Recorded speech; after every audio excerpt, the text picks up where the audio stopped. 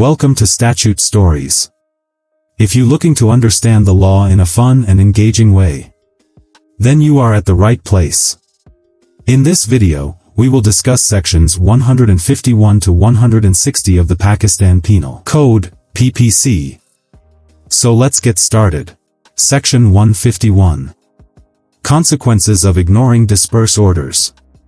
If 5 or more people gather together and it looks like they might cause trouble, the police or authorities can tell them to leave. If someone knows they should go but still stays or joins the group after being told to disperse, they can be punished with up to 6 months in jail, a fine, or both. If the gathering is unlawful as defined in Section 141, then the person could face even stricter punishment under Section 145. For example, Mr. Brown organizes a large unauthorized meeting in a busy market area, and Sarah joins the assembly. The police arrive and command everyone to disperse. Despite knowing the command, Sarah stays because she supports Mr. Brown. Sarah knowingly continues in the gathering after the lawful command to disperse. Sarah could face imprisonment for up to 6 months, a fine, or both. Section 152. Obstructing public officers in riot situations. If someone attacks, threatens to attack, or tries to block a public servant, like a police officer, who is doing their duty, especially while trying to break up a riot or an unlawful assembly, they can be punished for up to 3 years in prison, a fine, or both. This also applies if someone uses or threatens to use force against the public servant while they are trying to control the situation. For example, during a street riot, Officer Green tries to disperse the unlawful crowd, but Alex, instead of leaving, pushes the officer and threatens him to back off. Alex is obstructing a public servant while he is trying to control the riot. Alex could be sentenced to up to 3 years in prison, fined, or face both punishments. Section 153.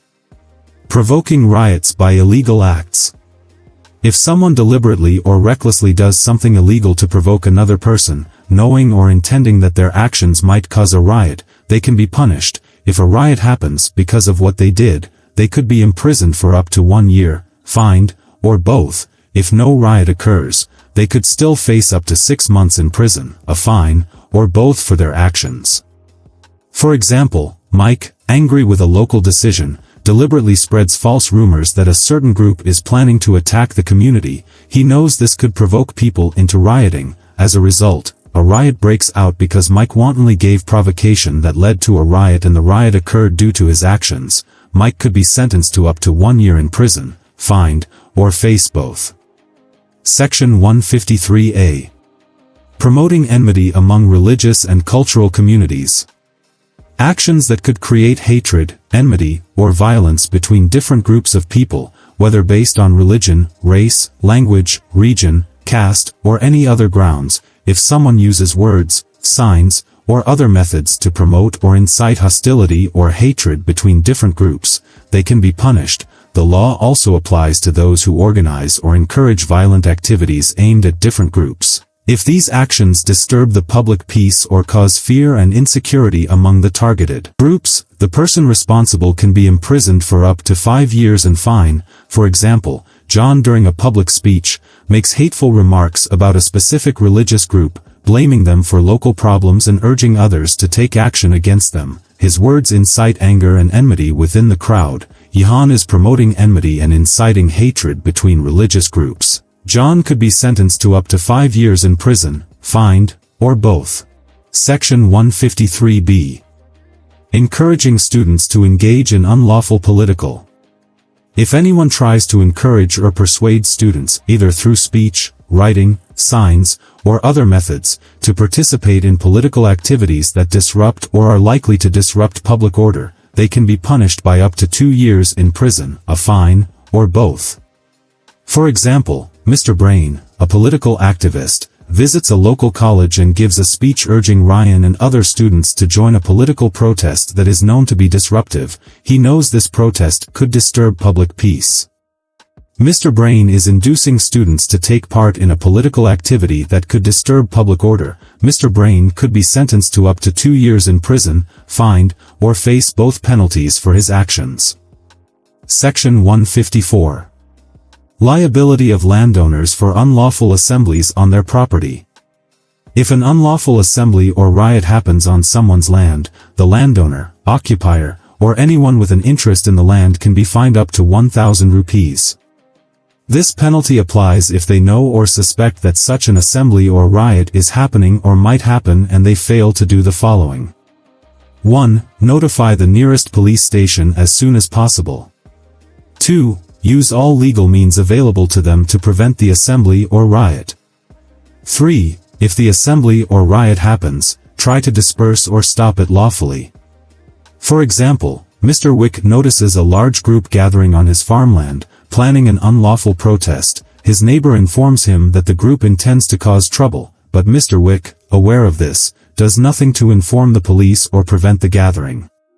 Mr. Wick is the landowner who failed to report or prevent the unlawful assembly. Mr. Wick could be fined up to 1,000 rupees for not taking action. Section 155, Liability of landowners for riots on their property. If a riot happens for the benefit of a person who owns or manages the land where the riot takes place, or if the riot is connected to something they have an interest in, that person can be fined. This is especially true if they knew or should have known that the riot was likely to happen and didn't do everything they could to stop it or break it up. For example, Mr. Kevin owns a large piece of land that is disputed with a neighboring village. Mr. Kevin's manager hears rumors that villagers plan to riot on the land to claim it. Instead of reporting it to the police or taking steps to stop it, his manager ignores the warning. A riot breaks out, causing damage to the land. Mr. Kevin is fined because his manager didn't try to stop the riot, even though they knew it might happen. Section 156. Agents' liability for riots benefiting landowners. If a riot happens to benefit a landowner, occupier, or someone who has an interest in the land, the person managing or representing the landowner can be fined. This happens if the manager or agent knew the riot might occur or that an unlawful gathering might happen and didn't do everything legally possible to stop or break up the riot or gathering. For example, a farm manager hears rumors that a group of workers plans to hold a protest that might turn violent because of a dispute over land in use. The protest is likely to benefit the farm owner by scaring off competitors. The manager does nothing to prevent the gathering, thinking it might be useful for the farm when the protest turns into a riot. The manager is fined because he didn't take action to prevent or stop the violence, even though he had the power to do so. Section 157. Harboring persons hired for unlawful assemblies. If someone knowingly allows people to stay in their house or building or brings them together, and knows they were hired or are about to be hired to join an illegal gathering, they can be punished with up to 6 months in jail, a fine, or both. For example, a factory supervisor allows a group of workers to gather in the factory's storage room, knowing they were hired to join an illegal protest. The protest turns violent, and the police find out the supervisor sheltered them. As a result, the supervisor is sentenced to 6 months in jail and fined for allowing them to use the factory premises for the unlawful assembly. Section 158. Being hired or armed in unlawful assemblies.